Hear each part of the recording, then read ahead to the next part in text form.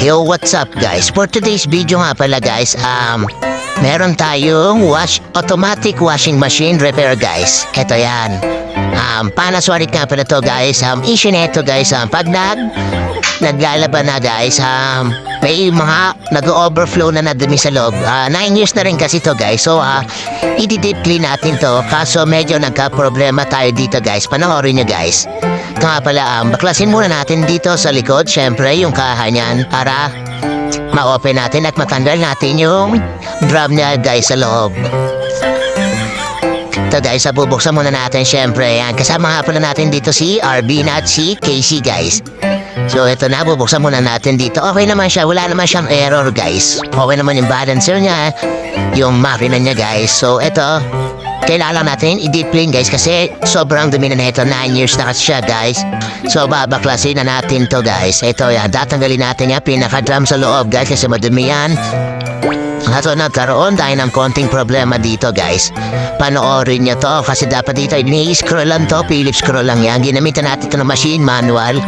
Ayan, tignan nyo, ginamitan na natin yan ng automatic na pangtanggal dyan ng screw.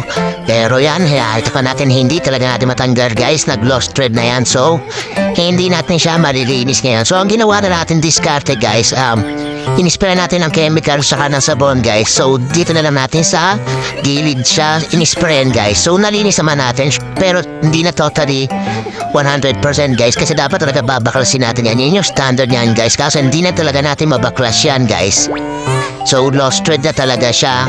Pero pinakita naman natin sa client natin guys na nalinis naman natin yung pinakakahay, yung drum niya sa gilid guys. Ayan. Tapos ang solusyon natin guys, check natin dyan sa gilid guys. Kita nyo bumalik na sa kulay yan. Naging stainless na ulit yung kulay niyan. Aluminum na itsura ulit niyan. Kanina sobrang dumi na niyan. Yung putik lumot na yung dumikit talaga guys. Talagang pinagtibay na ng panahon. 9 years na. So dito na lang diniskarte na lang natin guys. Binaflas natin yung drain na niya dito guys. Yung naiipunan ng dumi dito yung bumara na guys. So yan kaya nag-overflow na yung dumi. So yan, nilinis na ni Casey sa labas. Tapos ito si Arvin, binabalikan natin yan guys. So okay naman guys, medyo kumalabog lang ng konti kasi medyo hindi pantay yung balancer yata or yung pan belt guys. Pero okay na, na-remedyo na ulit natin siya guys. Ito, ibabalik na natin yung takip sa likod. Ito na guys, okay naman, wala naman siyang error. Nagana ulit siya, so hygiene na lang. Hanggang dito lang guys. Thank you for watching. Pa-like and share ng video na to kung nagustuhan nyo guys. Salamat. Bye-bye.